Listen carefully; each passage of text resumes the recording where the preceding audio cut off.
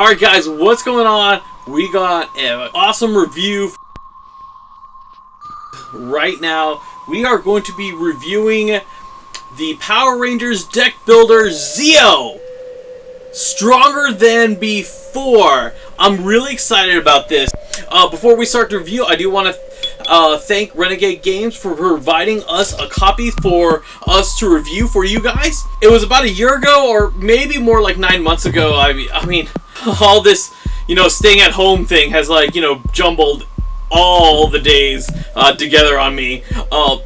But Renegade released a deck builder game for the Mighty Morphin Power Rangers, and this is their second follow-up. And I really enjoyed the first, the Mighty Morphin deck builder game. I actually liked it better than Heroes of the Grid. I just thought they did some of the aspects really cool with it, and I just personally I just like doing the whole deck building better. First, I kind of want to give just an overview.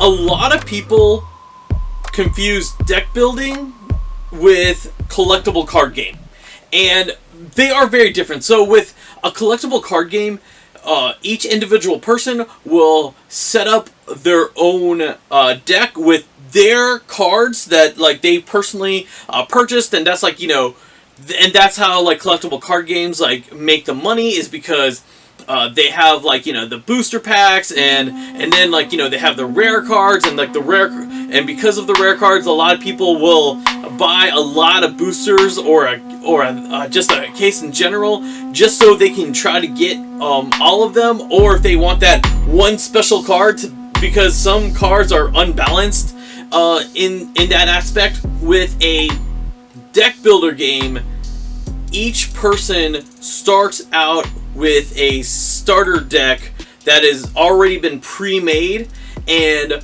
then you have some cards laid out between you and the opponent, and from there you purchase the cards or try to grab the cards. Before we get into what's the actual review, let's go ahead and open this up and see what's inside. So one of the first things we see, we actually have a advertisement booklet for other things that Renegade offers. And then here is our rule book. This is very important, and we look inside, full color, really nice. And then here is our punch board. Oh, it looks like one of them's already falling out. But yeah, we will get into that. And then over here, we have one deck of cards. And we got another deck of cards right there. These are the oversized cards. These are going to be the players that you get to play as. And these are the life tokens. So there's one for the Power Rangers, and then one for the villains, the Machine Empire. And that's pretty. And this is the tray, and that's very useful. That's everything that's inside. All right. So if you've played the Mighty Morphin version of the deck builder game, this is going to be a lot similar to that. There are some differences, and I'll get into the differences, but it is pretty much the same gameplay from that. Now, if you're new to the Power Rangers deck builder, few things to know. One, it is one of those games that take a long time to set up. So because you gotta you have the main deck, and then you have the starter deck for you. You have the starter deck for the opponent, and then you have your individual cards that's based on the player that you chose. They have their own individual cards that based on the players that they chose, and then we have a deck just for the Zeo Blaster. We have a stun deck as well, and then we have a Zord deck, and we have a villain deck, and then and so it sounds like a lot, but once you get into it, like once you go through the first few rounds, you'll get into it, and like everyone I've like every new player that I've played with, once after like a few rounds, they understand like exactly what to do, and then they're able to catch on. But it is one of those, like, when you first start, the first like 3 or 4 rounds is going to just take a while, but once you start getting a hang of it, it starts going quick. This game, you can either do 1v1, 2v1, or 2v2. I personally like 2v2 better.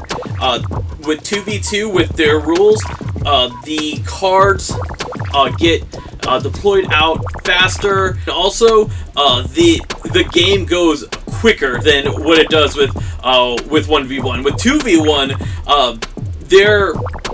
they do have some rules to adjust, because the person who's by themselves does take twice as many turns as the other team, so they have like rules to adjust that.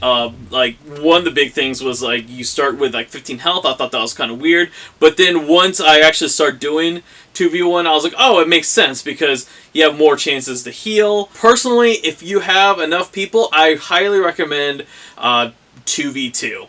That I felt like that's the best way to play it. All right, there are 6 Rangers to play, and the 6 Rangers pretty much are exactly who you expect. Is actually the 6 Zeo Power Rangers. We also have 6 villains to play, and the 6 villains we got Louis Kaboom, Princess Archerina, Prince Gasket, Queen Machina, King Mondo, and Clank. So if this is your first time playing, I highly recommend choosing anyone but Jason the Gold Ranger or Prince Gasket. The reason why is because they have a special ability where it helps you a lot, but at the beginning it really like harms you, and it's both those characters, I feel they're not beginner friendly. Also with Jason the Gold Ranger, you see that like all the sides are rainbow colored. This is the only character that has rainbow colored sides, and that just means that like he can equip any equipment on there, and that's also a reason why I suggest, like, if it's your first time playing, to play one of the regular characters, just so you know the general rules of the game. In a nutshell, how a character works is you first, like for the Power Rangers, you have a teenager and a ranger side, and for the villains you have a scheming and empowered side. And well, you first start on the weaker side, and what you want to do is you want to grab the cards that match the color on the sides, and then you just you put once you attach the equipment or maneuver or villain or hero card to them, once you get all 4 sides filled, then you switch over to the more powerful side, and you'll see that they have a stronger ability. They take it's less energy to activate a card that's attached to them. And what I highly recommend when playing this is your first goal should be to fill out the sides, even if, because the way that the grid works, where the cards from the main deck come from, there could be chance that heroes and villains are in the grid, and if it's the opposite of your team, you take damage. Like for the beginning part of the game, you can actually start, like, I would actually just like not go after try to destroy those cards, but to actually start working on your character. Once you flip over the card, then like start trying to get rid of the adversaries, so you can like get that bonuses or take those heroes or get like the damage off of you as soon as possible. But that's pretty much the gameplay, like just the gameplay overview. If you guys want me to go more into detail, please write in the comments below, and I can like start getting into like some of this stuff. But what I do want to get into at this right now in the review is I want to talk about the stuff that is unique to Zeo that was not in the Mighty Morphin deck building game. One of the biggest changes is actually these 5 cards right here. These are the Zeo sub crystal cards, and these 5 cards actually go into the main deck of the game. Now, when these show up on the grid, a ranger or a villain can purchase these cards. These are not exclusive to the rangers, even though, like, you know, it is like, you know, like the red Zeo subcrystal or the blue Zeo subcrystal. They're not actually unique to the ranger themselves. You know, the rangers, they have like their weapons for the uniqueness, but not these. So, and then also these are the only rainbow cards you can purchase from the grid, and a rainbow card just means that you can put it anywhere on the character card.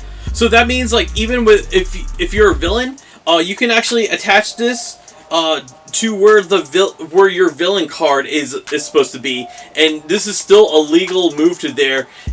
Especially, like, you know, this, like, the currency is only costs like 4, is only 4, while your first villain is going to be 7.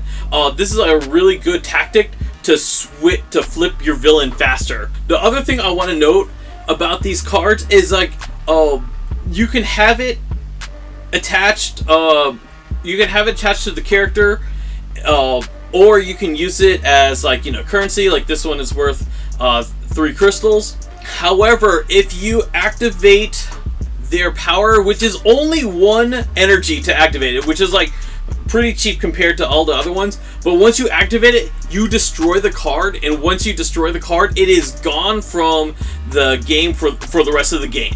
So it's a really powerful card, and it has a one-time use, but, you know, you can use it to you can either use it to flip your card over faster, or you can use it to, like, you know, gain, like, the amazing ability. And there's some really good abilities you have from this. The other unique thing that they have is the Zord Bay tile.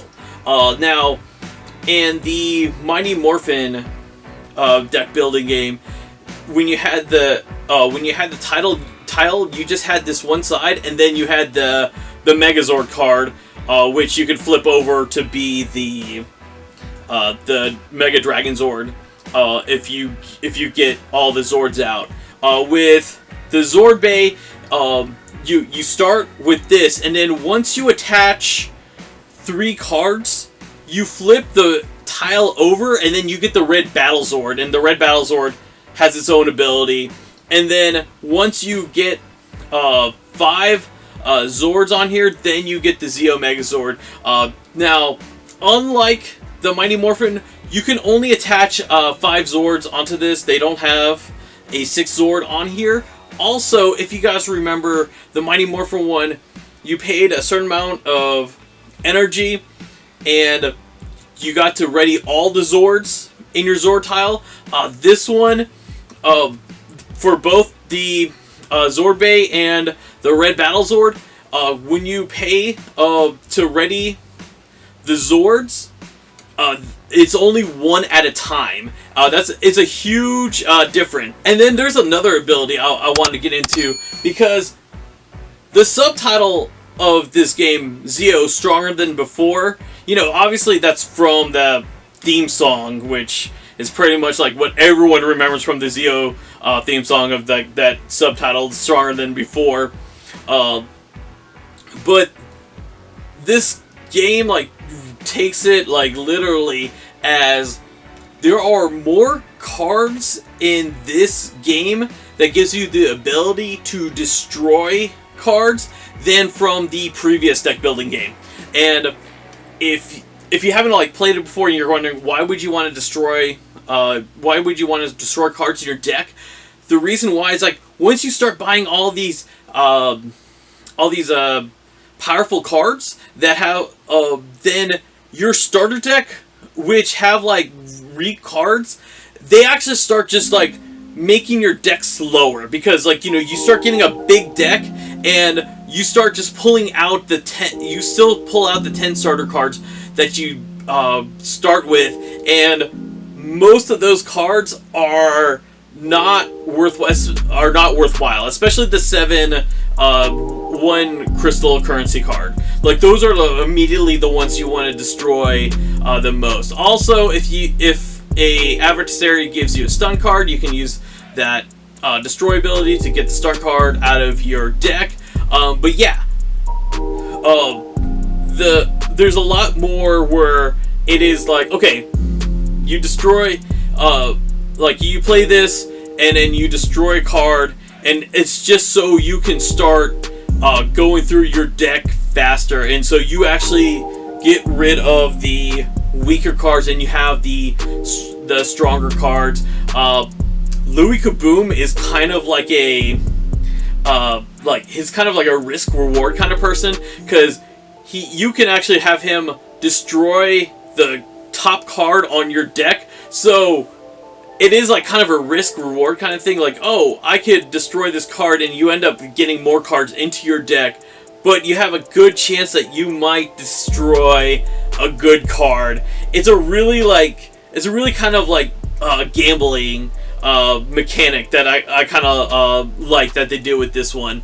So Princess Archerina and Zeo Ranger 1 Pink, they both have their equipment card that has a really cool ability on it. So both of theirs can actually take a hero or villain card, depending which one you're playing as, and put it onto their character card. They're the only ones who can do this. So with Princess Archerina, she has her bow. If you get her bow, you can actually get a hero card, so you can get the Red Ranger or the Gold Ranger, which is labeled as Trade Triforia, onto your like actual equipment. And when you flip her over, there's actually a more powerful ability when doing that. Same thing with Cat. She can, like, you know, take a villain, attach it to her card.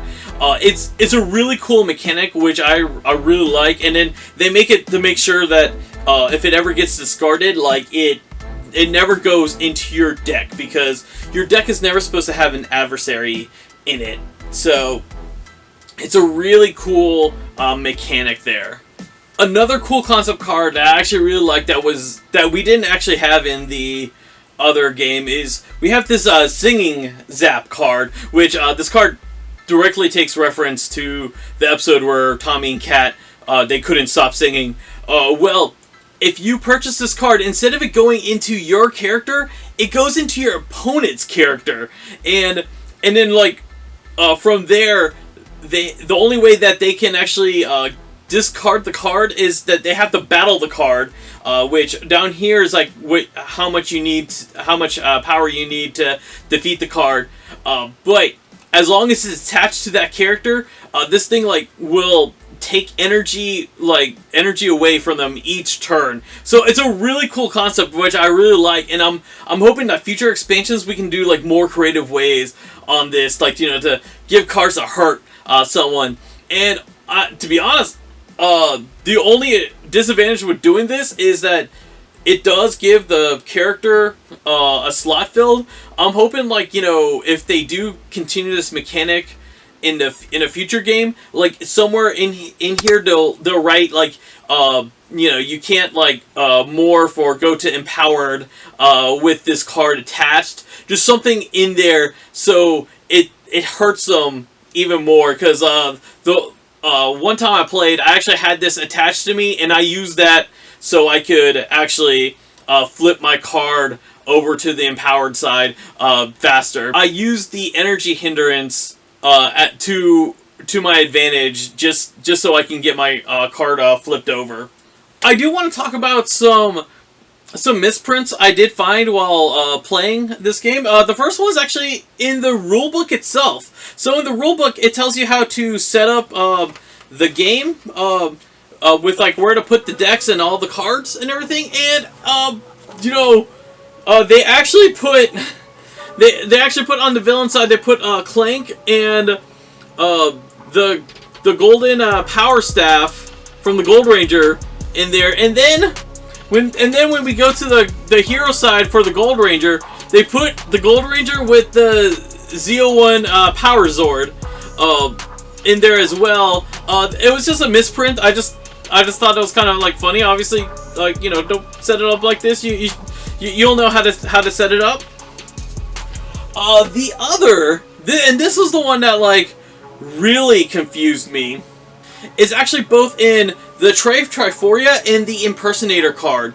In the bottom of the cards, like for example, the bottom of the Triforia card, when you defeat this card, it says gain a hero card with a cost of 2 or 3. Now, the only characters that can defeat a hero card are villains, and so when you defeat this card, you're not supposed to get a hero card. And I believe this is supposed to say villain, because in the rules it specifically says that you don't get if you're a villain, you can't get a hero card in your deck. So and especially like, other than the special rules of Princess Archerina and the Pink Zeo Ranger, no one can equip the adversary cards. And then same thing with the Impersonator. And the Impersonator at the bottom, it says gain a villain card. And again, the only people that can actually battle these cards are the heroes, and there should be no reason why hero has a villain card in their deck. And then one last one, I thought it was weird. The Zeozord 3 and the Zeozord 2 cards, they don't have like that -2 in the black circle where it says like after your teammate controls their Zord. So I think they just forgot to put the -2 in there, because every other card has that, and even in the rulebook it says like, if your teammate gets a Zord or a villain, it's like -2 for that. I just think it was just a misprint on there. Nothing like game breaking, to be honest, because it is like one of those things, you see it and you kind of know, oh, okay, like like I said, the one that confused me the most was the Impersonator and the Triforia card, where like it was like, like I was trying to figure out why should I ever gain it.